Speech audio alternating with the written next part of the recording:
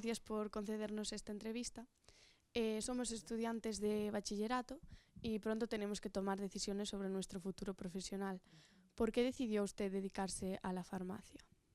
Bien, buenas tardes a todos y encantada de participar en esta entrevista. Bueno, yo no lo tengo muy claro. Sí que recuerdo durante la enseñanza secundaria y el bachiller mi tendencia hacia la química, sobre todo la química más que la biología. Yo creo que cuando llegó el momento de tomar la decisión, que dudé mucho con químicas, con ingeniería, incluso si hubiera habido ingeniería química, a lo mejor habría hecho ingeniería química, pero sí que es cierto que yo en aquel momento veía el farmacia como la química aplicada al medicamento. Y para mí era un enigma saber por qué una entidad química determinada podía ejercer un efecto determinado también en el organismo, ¿no? Eso me intrigaba, cómo interaccionaba ese ente químico con nuestro organismo de tal modo que nos quitaba el dolor o que nos reducía los niveles de glucemia, de glucosa en sangre. Eso para mí, bueno, pues era una inquietud, una curiosidad, y fue por lo que decidí que era la química aplicada a la biología y opté por farmacia. Gracias a sus investigaciones se han desarrollado nanoestructuras que transportan los fármacos de modo que estos llegan a su lugar de acción de forma más segura. ¿Podría explicarnos de forma más sencilla cómo funcionan estas nanoestructuras? Bien, de forma más sencilla os digo, estas moléculas químicas, estos fármacos, uno tiene que imaginar que cuando llegan al torrente sanguíneo van a donde tienen que ir, ¿verdad? Uno tiene que imaginar eso. Es un ente químico, llega a sangre y va al hígado, al corazón, al riñón, al órgano a tratar. Pero en realidad no es así. En realidad los fármacos no tienen esa inteligencia, sino que se distribuyen por todo el organismo y una parte del mismo llega a su lugar de acción, a su zona terapéutica. Esto, el hecho de que el fármaco, bueno, pues se distribuya, se disemine por el organismo de una manera no predeterminada, en general no tiene mayor problema porque no causa efectos adversos en los otros órganos, ¿no? Pero bien sabéis que todos los fármacos, todos los medicamentos tienen un balance beneficio-riesgo. Entonces, normalmente el riesgo es muy inferior al beneficio. Entonces, aunque vayan por todo el organismo, no pasa nada, ¿vale? El beneficio es superior al riesgo. Pero hay determinados casos de fármacos donde ese beneficio ya no está tan claro. Y el ejemplo más ilustrativo es el cáncer, donde el mecanismo de acción de la quimioterapia consiste en matar células. Pero matar células de una manera indiscriminada, porque el fármaco no sabe dónde tiene que ir. Esto trae como consecuencia que a lo mejor pues, un 1% del fármaco llega a su lugar de acción y el resto te está causando daño. Por lo tanto, este es un ejemplo, pero hay muchos casos de fármacos donde el balance beneficio-riesgo está muy comprometido. ¿Por qué? Porque los fármacos no se distribuyen adecuadamente, no saben a dónde tienen que ir. Se dispersan por el organismo. Entonces, si nosotros somos capaces de introducir esas moléculas de fármaco en un vehículo transportador, una nanopartícula, que va a transportar esas moléculas de fármaco hacia el lugar deseado, a nivel cerebral, a nivel donde hay un tumor, a nivel donde hay que ejercer su efecto, que duda cabe que estamos en una terapia mucho más inteligente, ¿no? Y eso es lo que conseguimos con las nanopartículas. La clave está en cómo diseñar esas partículas para que cumplan esa labor de transporte del fármaco hacia su lugar de... ¿Un poquito más claro? Sí. ¿Cómo piensa que han marcado sus hallazgos y sus estudios acerca pues, de esas nanoestructuras en su carrera profesional? Bueno, es que la carrera profesional va intrínsecamente ligada a mi actividad investigadora. Yo decidí en su día iniciar mi actividad investigadora en este campo después de hacer la tesis doctoral aquí porque me pareció un campo muy atractivo, era emergente, estaba empezando a utilizarse la nanotecnología y me resultó atractivo. Lo que hacíamos hasta entonces era algo mucho más sencillo, comprimidos, cápsulas, algo más macroscópico, ¿no? Y este mundo de lo nanométrico pues parecía como el desconocido y a la vez pues muy atractivo. y fue donde decidí ir a formarme al extranjero, primero a Francia y después a Estados Unidos. Y una vez que entras en un campo y ves, porque yo creo que cualquier ámbito investigador, pero sobre todo en el campo de la salud, el grado de satisfacción es muy grande cuando ves que has logrado algo, ¿no? Que ese algo normalmente es algo muy pequeño, nanométrico también. Quiero decir, hacemos contribuciones que publicamos en artículos científicos y es el conjunto de esa literatura científica lo que hace que avance el conocimiento y puedan diseñarse nuevos fármacos. ¿Tiene algún hábito o costumbre que le haya ayudado a llegar a donde está?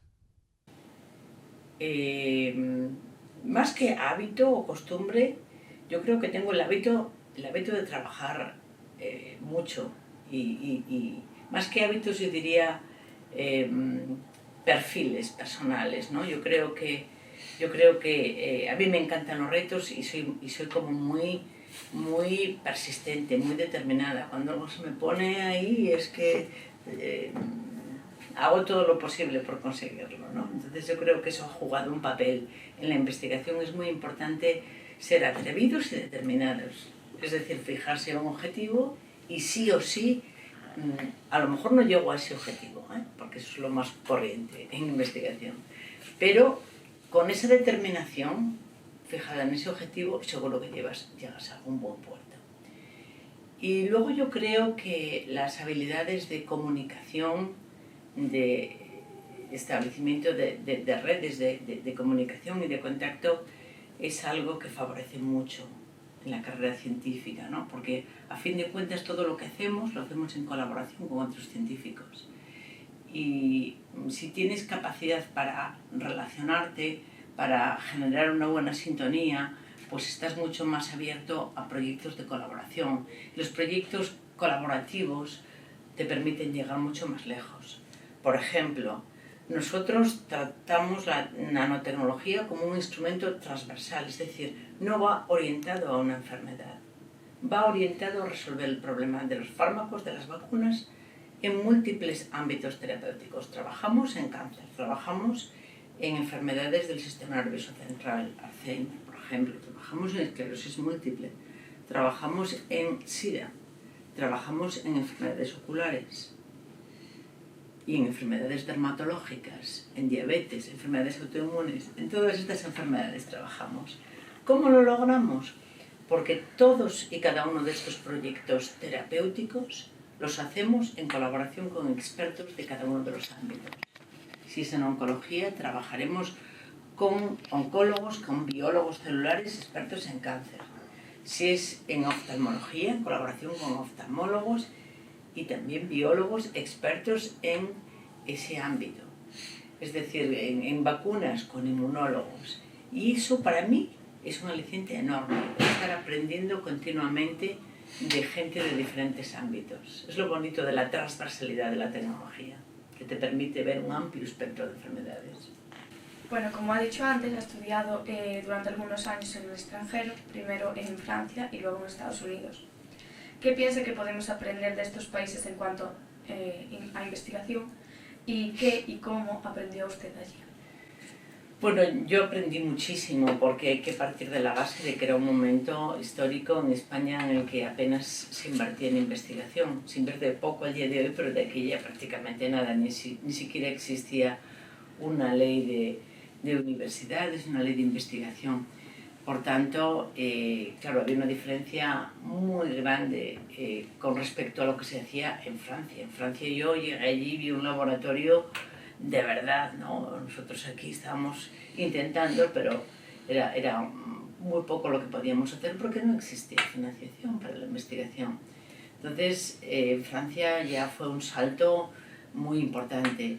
Y luego, qué duda cabe que cuando me fui a Estados Unidos al MIT, o sea, realmente tú llegas al MIT y el clima que hay de investigación, de debate, de la gente la encuentras en cualquier sitio hablando de ciencia, no sé, es como que tus neuronas se agilizan ahí, las conexiones se establecen y como que sientes la ciencia, la vives, ¿no? En ambos países aprendí mucho. En Francia, ya digo, porque fue mi primera experiencia y entendí lo que era programar un proyecto de investigación, el modo de pensar, la hipótesis, cómo se planteaban los objetivos, demás. Luego ya en Estados Unidos, ¿qué es lo que me llamó la atención? Me llamó la atención lo atrevidos que eran, también porque el nivel de financiación es muy alto. Entonces, bueno, era como que ingeniería y tejidos estaban haciendo allí, ¿no? En el laboratorio. Es que estaban intentando crear un hígado, un páncreas. Y a mí me parecía aquello un poco ciencia ficción. Pero realmente los americanos tienen la habilidad de entusiasmarse con sus ideas. Luego a lo mejor no llegas a ese límite, como decía antes, ese objetivo, pero vas a llegar. Porque tienes que creértelo mucho. La investigación te la tienes que creer. Tienes que estar convencido de que estás haciendo un bien a la humanidad, de que estás intentando paliar enfermedades, curar enfermedades. Es decir, que tienes que estar convencido de eso. Y cuando estás convencido de eso, realmente ese trabajo pasa a ser una pasión en tu vida. Y en Estados Unidos aprendí esto, ¿no? A apasionarme más con la investigación. También aprendí que el modo en que yo trasladaba mis conocimientos a los demás era absolutamente crítico. Los americanos tienen unas habilidades que aprenden desde muy pequeñitos en el cole, a hablar en público, a establecer redes de contacto, van bastante más adelantados, incluso el día de hoy, que nosotros, ¿no? Entonces, bueno, aprendí bastante de ellos en ese sentido y aprendí a disfrutar más de la ciencia en Estados Unidos, la verdad es que sí. Es usted la responsable del grupo de nanomedicina y liberación de fármacos en el CIMUS. ¿Cree que es posible hacer ciencia en la actualidad en España? ¿Cómo les ha afectado la crisis? Bueno, es posible hacer ciencia porque, a ver, desde que yo empecé a investigar fue un continuo crecimiento de la investigación en España, ¿no? Empecé en el año 85, cuando, bueno, podría decir 82, cuando empecé mi tesis doctoral, después de mi postdoc en el 86, como decía, prácticamente no había prácticamente nada de financiación. Entonces hemos ido subiendo hasta el 2009, 2010, el momento de la crisis en la que esto empezó a caer, ¿no? Entonces, bueno, mal que bien hay una cierta resistencia del sistema a caer.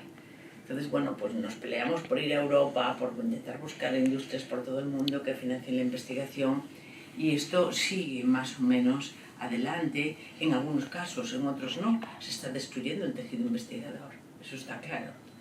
Y la gente de la calle no lo percibe porque no tiene una consecuencia inmediata en sus vidas.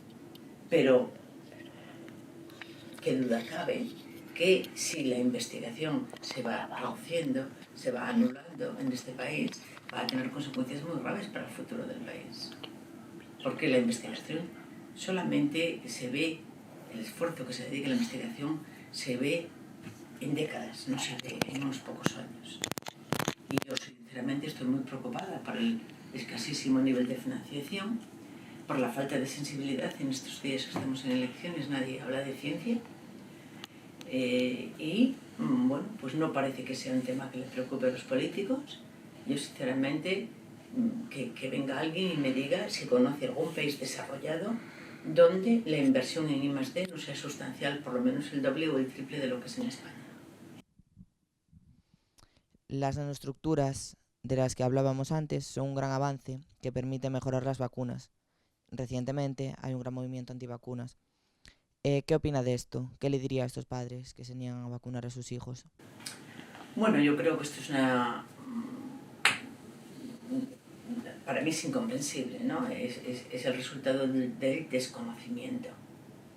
Las vacunas han supuesto probablemente la transformación más importante en salud, desde la perspectiva de prevenir las enfermedades infecciosas.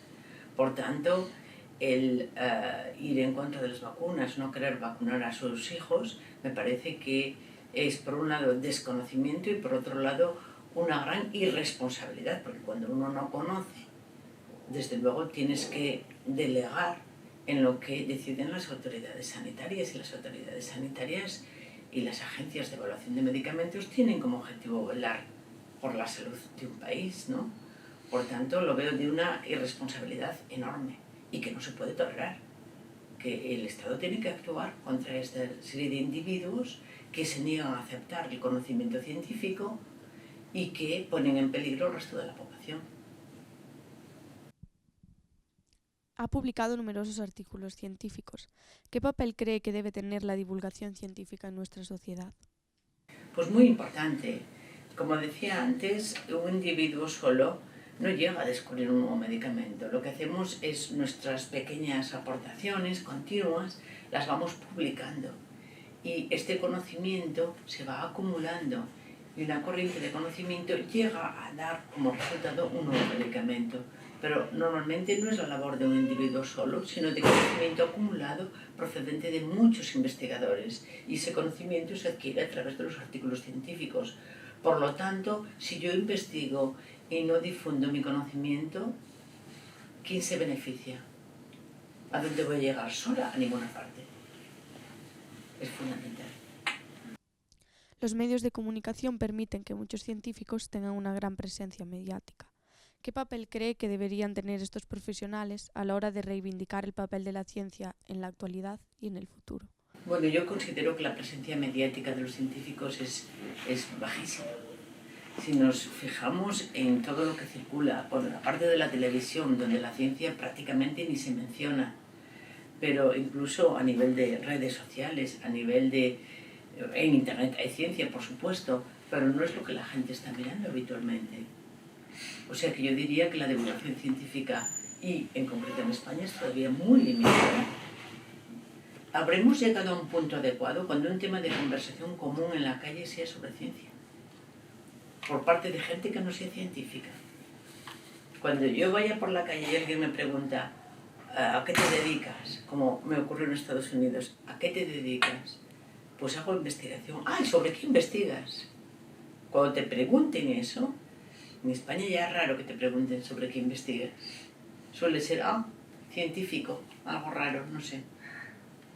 Todavía no hemos llegado a calar en todos los estratos sociales de forma que nos vean y vean la ciencia, nos vean los científicos y vean la ciencia como algo esencial en la sociedad, ¿no? Lleva muchos años dedicándose a la investigación. ¿Qué diferencia se encuentra entre la actualidad y sus inicios de la ciencia? Bueno, la diferencia esencial está relacionada con la financiación. En mis inicios pues había muy poco margen de riesgo. La investigación es riesgo, ¿no? Es partir de una hipótesis y plantearse unos objetivos intentando llegar a unas conclusiones. Claro, el nivel de riesgo que podíamos aceptar en aquel momento era mucho más bajo. Teníamos que estar seguros de que obteníamos resultados, ¿no? Entonces nos movíamos, digamos, dentro de una serie de parámetros bastante previsibles. Claro, esto no te permite desarrollar tu creatividad ni llegar muy lejos, ¿verdad? Es un trabajo más desarrollo que investigación. La investigación es el mundo desconocido. Por lo tanto, implica riesgo, implica financiación. Ha recibido usted numerosos premios, entre ellos el prestigioso Premio Internacional Founders Award. ¿Cómo ha afectado esto a su carrera? Yo creo que los premios, los reconocimientos son muy importantes, no solo para mi carrera científica, sino para el laboratorio que dirijo en su conjunto, ¿no? Porque para mis discípulos, mis doctorandos, postdocs, es importante que el laboratorio en el que trabajan sea conocido, tenga un prestigio internacional. Por lo tanto, cualquier reconocimiento que hagan a mi carrera va a ser un reconocimiento a todo el laboratorio y se van a beneficiar todos los que trabajan en el laboratorio. Y nos vamos a beneficiar de forma más directa, pues probablemente estableciendo más colaboraciones y más posibilidades de financiación de otros países fundamentalmente, pero también, como decía, para que uno de mis doctorandos consiga un contrato postdoctoral en el MIT le va a valer mucho más que el laboratorio en el que ha hecho la tesis tenga un reconocimiento, ¿no? Y que haya recibido muchos premios. Por tanto, es bueno para nuestra visibilidad y también, que duda cabe, para nuestro propio ego y nuestra propia satisfacción, ¿no? También, a fin de cuentas, somos humanos y necesitas que, ya que económicamente no tiene una gran compensación, más bien muy limitada, por lo menos que se reconozca el esfuerzo del trabajo que haces con este tipo de reconocimientos. Está teniendo lugar una gran revolución feminista. ¿Ha percibido usted esto en el mundo de la ciencia? ¿Cómo ve el futuro para las mujeres en la ciencia? Yo lo veo muy bien. Yo creo que la ciencia, en ciencia trabajan muchísimas mujeres. No es cierto que no trabajen las mujeres. El problema está en que suelen quedarse en niveles de no demasiada visibilidad. Es decir, cuando uno va a un congreso, la mayor parte de los trabajos que se presentan en formato tipo póster y el movimiento que se ve en el congreso es, con un porcentaje de mujeres alto, probablemente más que de hombres. ¿Qué ocurre? Que cuando uno va a ver a los grandes conferenciantes, a los conferenciantes plenarios, son mayoritariamente hombres, y cuando uno sube a ver quién gobierna esta sociedad, pues te encuentras con que son hombres. Pero el trabajo de laboratorio a nivel técnico lo hacen muchísimas mujeres, y hay muchísimas mujeres haciendo la tesis. Poco a poco la mujer va renunciando a ese tipo de promoción, ¿no? Va renunciando, bueno, pues a lo mejor alguna ha encontrado dificultades. Yo siempre digo que yo no he encontrado ninguna barrera sexista a la progresión de mi trabajo, la verdad es que no. A veces son culturales, una misma se le impone. El hecho de que después de hacer una tesis doctoral, para seguir una carrera investigadora es casi requisito indispensable hacer una estancia postdoctoral de varios años en el extranjero, frena a muchas mujeres y no tanto a los hombres. Es decir, que hay una serie de barreras educacionales, culturales, que hacen que, punto uno, la mujer no tenga la visibilidad probablemente que le corresponde en ciencia, y que la mujer se vea abocada a renunciar a ese desarrollo profesional, pues porque en una etapa de tu vida pueda no ser compatible con tus deseos, ¿no? Personales. Los nanofármacos ya se están utilizando para el tratamiento contra el cáncer. ¿De qué manera cree que esta vía ayudará a encontrar un camino para la cura del cáncer, o por lo menos a tratarlo de un modo más eficaz? Bueno, ya al día de hoy existen nanomedicamentos para el tratamiento del cáncer, con los cuales se ha conseguido mejorar la eficacia, reducir la toxicidad de algunos fármacos. O sea que no partimos de cero, ya están ahí los medicamentos, están comercializados y se están utilizando. Sin embargo, yo siempre digo que lo mejor está por venir, porque es todavía un ámbito incipiente, no llevamos ni medio siglo, ¿no? O sea, trabajando, y es un tiempo todavía muy corto. La nanomedicina se ha convertido en un ámbito absolutamente multidisciplinar, en el que biólogos, químicos, físicos, farmacéuticos trabajamos en colaboración, y yo estoy convencida de que ese trabajo colaborativo va a dar lugar a frutos muy interesantes, en particular para el tratamiento del cáncer. Nosotros tenemos claro que nos queremos dedicar a una carrera científica, pero hay muchos jóvenes que aún tienen dudas. ¿Qué les diría usted para incentivar su vocación científica? Bueno, yo diría que, para mí hacer ciencia, investigar, es como vivir muy intensamente, ¿no? Porque realmente en un científico se fusiona tu vida personal con tu vida profesional. Es decir, es algo que vives con pasión. Y como lo vives con pasión, no es percibido como, uy, a ver a qué hora salgo este trabajo. Normalmente no es percibido así, sino que uno tiene ganas realmente de trabajar, ¿no? Porque lo ves como una diversión. Por tanto, yo lo que digo es, si tienes una mente inquieta, creativa, si eres determinado, no encontrarás otro trabajo mejor que la investigación. Además, y volviendo al tema de género, hay que decir que la investigación te permite organizar tu tiempo muy bien.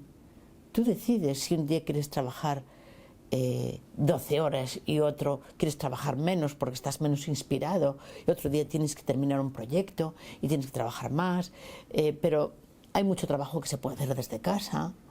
Es decir, que desde el punto de vista de conciliar vida personal y vida profesional, pues la investigación es una dedicación estupenda.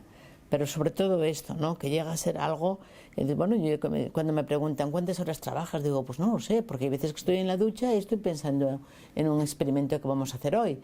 Entonces, bueno, eso es genial, que sin darte cuenta estés pensando en tu trabajo, ¿no? Y que estés disfrutando de ello. Por lo tanto, si quieres ser feliz en tu trabajo, carrera científica.